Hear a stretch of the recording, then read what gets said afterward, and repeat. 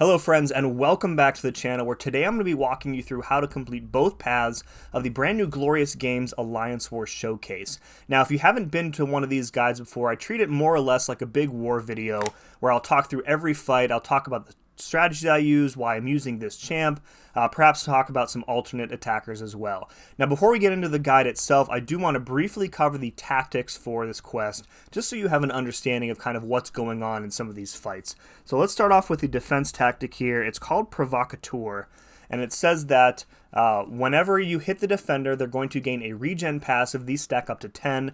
And then in addition, whenever the defender triggers any regen effect, be it this passive or any other effect in their kit or from a node, when that happens 18 times, they're going to gain a power gain passive that will grant them 3 bars of power over 15 seconds. And then finally, while that power gain passive is active, you have a 30% chance to miss. So really dangerous, a lot of healing in the fight. In addition to the regen from the tactic, any champ or node with regen is going to trigger this power gain more often. Their ability power rate cannot be lowered below 25%, so you can't just bring in like a petrified champ and just reverse the power gain, for example. That's not going to work. And then finally, while that power gain passive is active, that the chance to miss is super dangerous as well.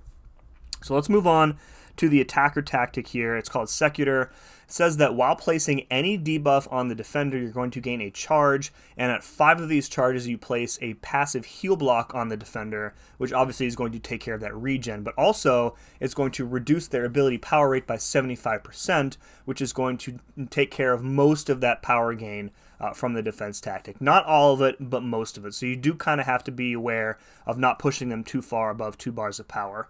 And then finally, while this or any other heal block effect is active on the defender, you cannot miss, which is really important. It can be any heal block, not necessarily the heal block from the tactic. So ideal tactic attackers for this quest are going to be champs with easy and consistent and frequent access to debuffs. A champ like Luke Cage is really good, Deathless She-Hulk is really good, or champs with a heal block built into their kit like Deathstrike or Vision, Omega Sentinel. Power control and a miss counter are a bonus as well, but not really required because you can get the miss counter via the tactic. The last thing I'm going to talk about before we jump into the fights is that you should absolutely consider running the Resonate Mastery for this quest. The Resonate Mastery, if you don't know, gives you a chance per hit to inflict a weakness debuff on the defender, and since the attacker tactic feeds off of placing debuffs, any additional chance that you can get for a debuff is going to help you get to that passive heal block faster and make the fight a lot safer. In addition, weakness is also going to reduce the attack of the defender, so if you do take a couple hits, it's not going to be as threatening as it otherwise would be. So if you have the cores to unlock Resonate, I would highly recommend that you do so. Alright, let's jump right into the fights here. First one is this shared fight against White Tiger from Node 20 with Personal Space Placebo. So you can really use any sort of tactic attacker for this fight because it's really designed, I think, just to give you an introduction to the tactic itself. Now, Void was a champion that I used quite frequently during this season, these 2 seasons actually, because not only does he have easy and consistent access to debuffs, but he also has access to Petrify, and that Fear of the Void passive reduces regen and power gain rate. So in the instances where the heal block isn't active, I'm not like dead in the water if that power gain passive triggers. I can still reduce it down to 25%. Now, that being said, you can use pretty much any science tactic attacker here. The only danger here is that the buffs from Personal Space Placebo, when they expire, they will trigger the Mystic Dispersion Mastery, so you do need to be very aware of not pushing her to her Special 3 when she's close to it, and you have a bunch of buffs expiring. In addition, when she gets down to near the end of the fight, she has her own power gain that triggers, remember, so if you have her close to 3 bars and you get down to the end of the fight, she's going to trigger that power gain and jump right up to 3, and then you're going to be in trouble. So any science tactic attacker will work here. Void is great, Luke, Titania, Deathless She-Hulk, take your pick. Very easy fight for pretty much anybody. Alright, moving on. This is a fight that if you've been to the channel before, you've probably seen me take many times. This is 4B Dust. Ironheart, the best option for this fight. So at the start of the fight, you want a Dex to apply your first 2 Incinerates, then sidestep into your special 1, and there is a node that gives you a bar of power right away.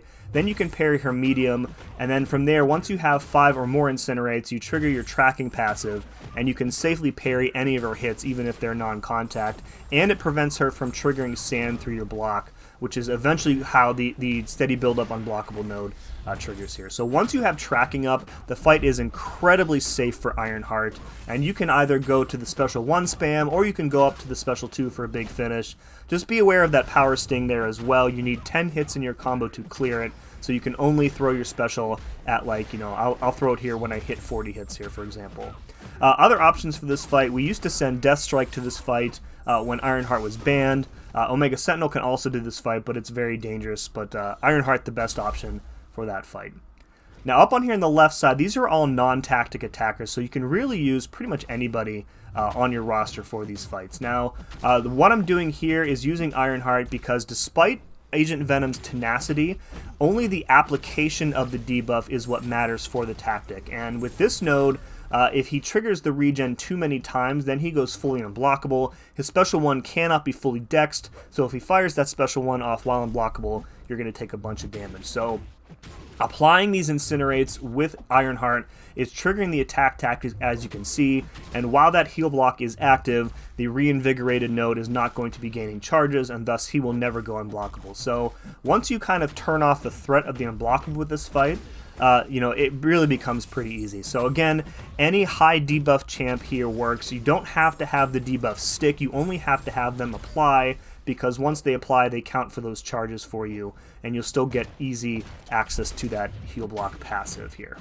Other than that, it's really just, you know, fighting Agent Venom. Again, once you turn off the threat of the unblockable, you can freely back up as much as you want, because while the heal block is active, again, you won't be triggering those unblockable charges. There isn't actually a 7-star Agent Venom in the game, of course, and honestly, I can't recall him being up on this node a single time in Tier 1, so I'm not really sure where this placement data came from, but I don't think we saw him up on Path 1B a single time. We rarely see, like, Ascended 6 stars as defenders anymore, so one more combo finishes him off. Alright, next up we have a Maestro on node 35, and the key thing here is rich get richer. So you kind of have two options to approach this fight. One is to bring a champion with more buffs than Maestro, in which case that will shut off the power gain that he gets and give it to you instead. Or you can bring somebody like America Chavez, who has access to ability power rate control, and she is one of my favorite Maestro counters in general. She can shut off rich get richer with just a few heavy attacks, and in general is just a really good option for Maestro. Now you can also bring a tactic attacker to this fight and use the passive heal block in order to reduce his ability power rate. However, the glancing is going to prevent most attackers from placing debuffs unless they're on special attacks. So in my opinion, it's much safer to use somebody like Chavez if you have access to her, or somebody with a lot of buffs who can get that power gain for themselves here. So with this fight, this is pretty much a standard fight with Chavez. You want to keep probably 2, ideally 3 copies of the negative zone up at all times, which will control and then reverse the power gain rate from Rich Get Richer. And then from there, you just want to play it like normal Chavez rotation. Try and keep all your other dimensions up, and then go in for a big special 2 to finish the fight. I end up taking a lot more cosmic radiation damage than I wanted to in this fight. Just couldn't manage stuff properly. That's on me. But I think one more special 2 here with the Utopian Parallel finishes him off, and that's a pretty nice special 2. Alright, moving on, we have an ATTUMA here on node 40 with Burden of Might and High Energy Diet. So really meta placement. We see him here all the time. You need to use somebody with physical damage. So no Shuri, no iDoom, no Negasonic is not going to work here as well. So Titania is a champion that we send to this fight quite frequently, and as long as you don't get hit by a heavy, there's really not a lot of danger here, as you'll see. So if he does throw enough special ones where he goes unstoppable, all you got to do is parry him. That'll remove the unstoppable. It does give him more concussions, which increases, you know, his attack rating and that, but for the most part, it's safe enough. Now in this fight, I'm going to go up to my special 3 with Titania. However, I think he turtles up, and or I may hesitate a little bit on one of my heavies, and he ends up blocking them here. So you can see we're in good shape here, but then I hesitate, I think, on this last heavy, and he resists it, my bad. So I end up taking a special 3, which is totally fine. We don't have the indestructible up, but this isn't going to kill me, and I don't have another Titania fight planned here. So we took a couple bleeds there, but he is almost dead. We're just going to sidestep into the special 2, and that is ATTUMA in the bin. Alright, next up we have an Annihilus on node 23 with Ebb and Flow Intercept and Sadist, so very straightforward fight here. Just bring pretty much anybody, bring in your favorite Annihilus counter, and just intercept a lot. Obviously the more debuffs you have is going to make him a more dangerous defender, but for the most part this is a pretty simple fight here. If you know how to fight Annihilus, you're going to be able to do this fight without too much difficulty. And I find him very aggressive, so intercepting is pretty easy, I think.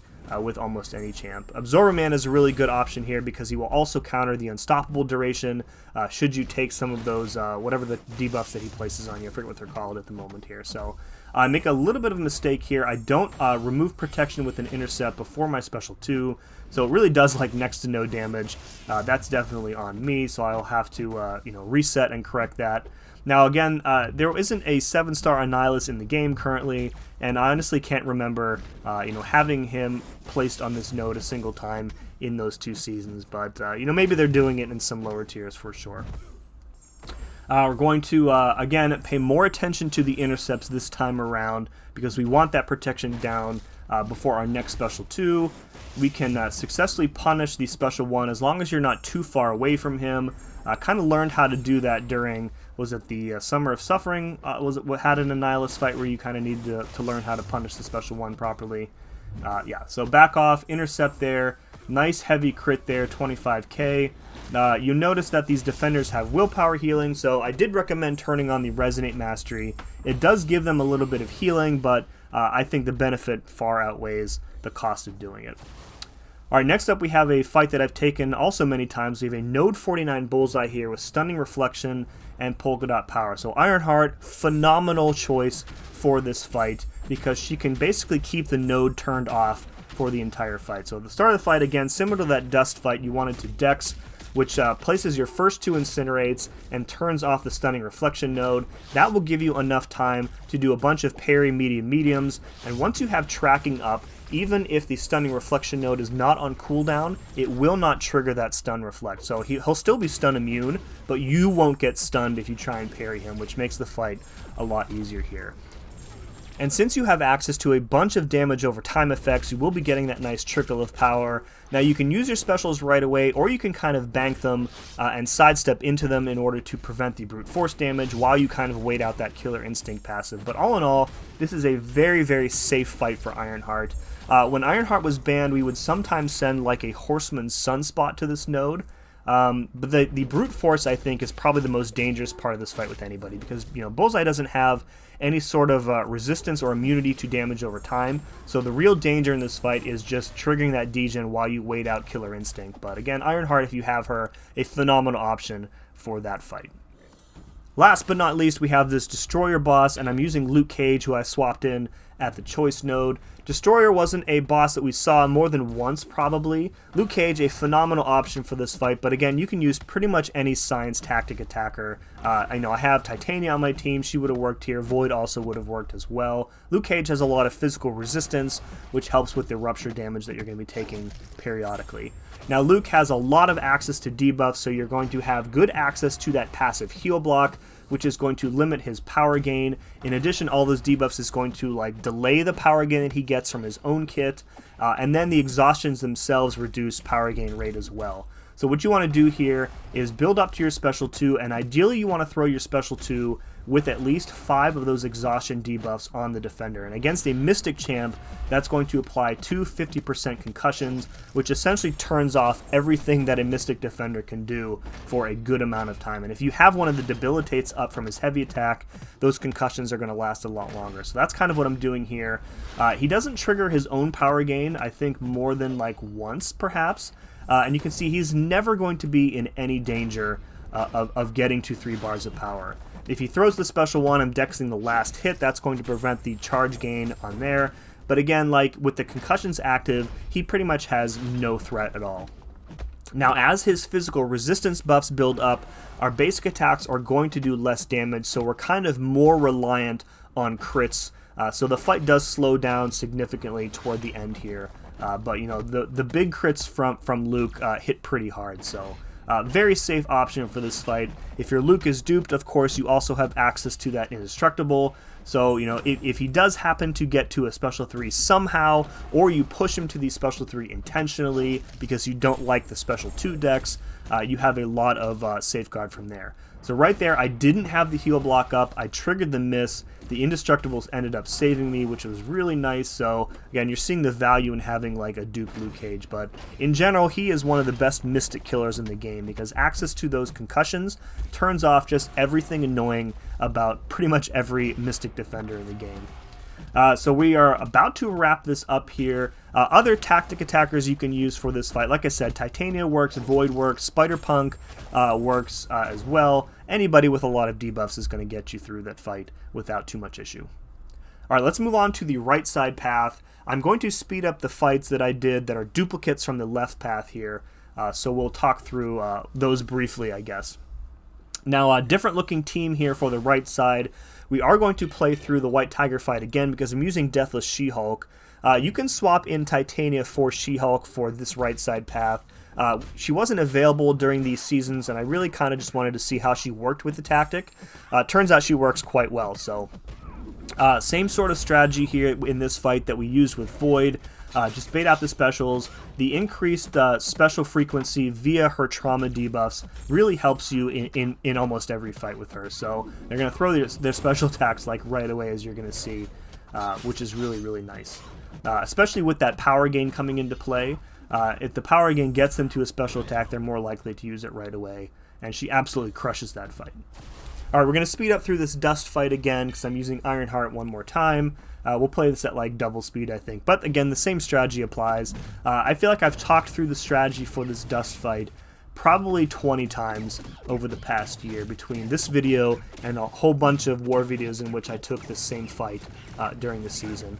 I don't know. I don't know if I should take credit for coming up with the strategy for this, but you know, the fact that they put the power start 1 node for the attacker on this fight, I think the design team recognized that I had come up with the strategy to counter this fight with Ironheart. So again, Deathstrike can work here, Mega Sentinel will work, but Ironheart, if you have her, absolutely use her. Alright, moving on to the right side proper. These are all tactic defenders, so you really need to have a good set of tactic attackers for this lane. Starting off with this Man-Thing here with Roll with the Punches and Shatter. Now, Deathless She-Hulk is fine for this fight because she's poison immune. However, she is not buff immune, she is not nullify immune, and thus is still going to be taking damage from that Shatter node infrequently. Now, she's not going to die before she kills him because she has a lot of access to damage, but somebody like Titania would be probably a lot better here, or you could use a nullify immune tech champ like Omega Sentinel or Viv Vision. Both of those champs would work here as well. In addition, Omega Sentinel, Viv Vision both have access to heal blocks in their kit, so they're not as dependent on the tactic as some other champions are. As you can see here, though, like She-Hulk is just absolutely ripping through this Man-Thing. We're trying to punish the special 1, which I am screwing up more than once here, as you can see. That tree branch is just, it feels like he should be throwing it a little bit faster than he does here. Firing off the special 1, and I think one more hit here. I don't know why I'm baiting out the special. I should just be parrying, and there we go. The one more hit finishes him off. Alright, next up we have a HAVOK, also from Path 4B, similar to that Dust fight, with steady build-up unblockable. Now, his plasma build-up debuffs are pretty problematic in this fight because they will trigger that unblockable node, and unless you have a way of preventing the unblockable or controlling the debuffs, he's going to be unblockable for most of the fight here. Now, Deathstrike, I think, is probably the easiest option for this matchup because she has an ability where her personal heal block from her second medium attack will prevent unblockable effects from mutant champions. So as long as you remember in this fight to finish your combos with a second medium attack to apply that heal block, he cannot go unblockable. And you might have seen it already, if he is unblockable and you apply that second medium, it actually removes the unblockable effect too. So having said that, what you can do is, you know, since he's not unblockable, you can just block bait heavy attacks and push him to the special 2, which will force him to consume a lot of those plasma buildup charges on himself. And, you know, decrease the likelihood that you're going to take like a detonation, because there is some risk of detonation in this fight. Other than that, it becomes a really simple fight. You know, again, if he goes unblockable, you're going to have to intercept and hope that he doesn't fire off a special in your face. finish all your combos with a second medium, push him to special 2 as much as you can, and you should be good to go. Yeah, you have plenty of armor access in this fight, but do remember that because of Special Burst Lockdown, each time he uses a special attack, he's going to remove one of your armors. So it's really important that you stay aggressive. Make sure that you have 2 or more armors at all time, because he's going to remove one every time he triggers a special attack. That's also why you want to push him to the special 2, because it's just fewer specials overall for him to use. Other options for this fight, you can pretty much use any Havok counter in this fight, but again, be aware that you're going to be dealing with a fully unblockable Havok unless you use somebody like Deathstrike.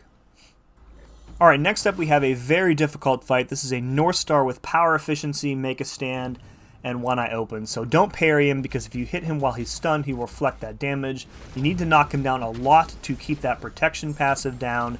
And the power efficiency from the node actually stacks with his own power efficiency, so he is going to be throwing a lot of specials here.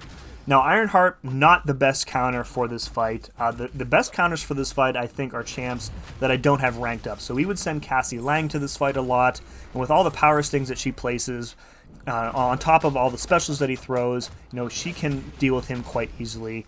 In other battle groups, we would send an infamous Iron Man to this fight, and he can do this fight very, very quickly. I don't even have him as a 7-star, so he was not an option for me here. Omega Sentinel can also work here. I would probably put Ironheart as an okay option. She works for this fight, but, you know, isn't the best. Now with her, what you want to do is be very efficient with your combos, do a lot of mediums, place as many of those incinerates as you can, just in order to prevent him from throwing like too many specials. And then make sure you use your knockdowns judiciously in order to remove protection.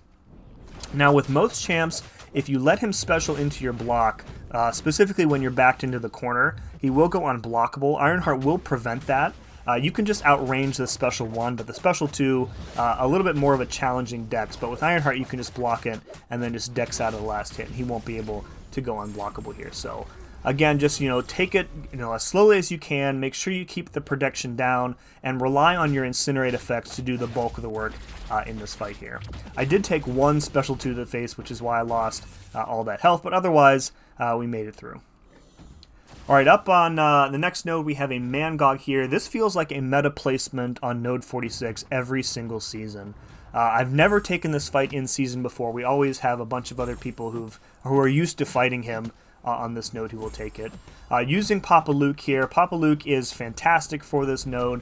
Talked about him already earlier in the video, how he basically just shuts off every Mystic Defender in the game, and this fight is really no exception here. So we're building up to our special 2 using only 4-hit combos. Again, we don't want to give him any extra hatred, and then once we get to the special 2, we're firing it off with at least 5 exhaustions. That's going to place the concussion debuffs on him, and then from here he cannot gain additional hatred via his special attacks. I think if you do a 5-hit combo, you still give him more.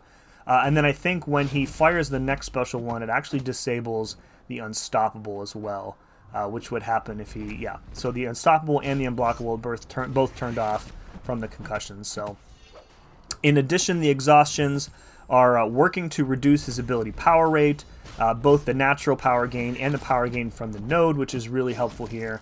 And I think at this point here, I push him to the special 2 with that special 2, and then I decide to just push him to his special 3 and take advantage of my indestructible and kind of reset the fight back to his 0 power here. So again, if your Luke Cage is duped, this is a strategy that you can definitely employ. It's always nice taking a special 3 from a mini boss here and taking no damage here. So be aware that with Aspect of Evolution, his power gain rate is going to increase as the fight goes on. So the longer this fight takes, the much more dangerous it becomes. And his special 2 will be unblockable, and it cannot be dex. So if you take one of those, you're probably gonna die. All right, we're back up to the Bullseye again here. We're gonna speed this up because it's just another Ironheart fight. We'll cover the strategy one more time. Again, you want to dex at the start of the fight to place your incinerates, which will disable the stunning reflection node temporarily. Then use that time to parry medium to apply additional incinerates. And then once your tracking passive is up, you won't be able to trigger the stunning reflection node, so you can safely block or well-timed block without triggering the parry.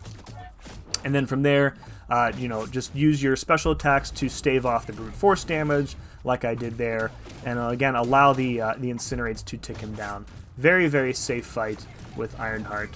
I would say she's probably the best counter to that fight. Last but not least, we have the Destroyer boss again. We're going to use Luke Cage again just because he was so much fun. I actually didn't have a Luke Cage ranked up during these 2 seasons, so I was really happy to get to use him in some of these fights in this quest here. So again, go up to the special 2, fire it off with at least 5 of those exhaustions to get the double concussion, and then from there the fight is pretty much just, you know, do you know how to fight Destroyer? So the special 2 decks, pretty easy once you figure out the timing. I would recommend pushing him to the special 2 if you are comfortable with that dex, because again, it'll do a lot more to stave off his natural power gain than if you're just baiting out special 1s. Pretty easy in this fight to kind of cycle through those double concussions. You can use your striker opening in order to apply a debilitate, which will help lengthen the duration of those exhaustions and give you a better chance of getting to all 5 or more before you hit your special 2 here. So as this fight wraps up, I want to say I hope you enjoyed this guide. Hope you found it very helpful. Be sure to leave me a like, subscribe to the channel if you haven't already, and as always, thank you very much for watching, and we'll see you again next time.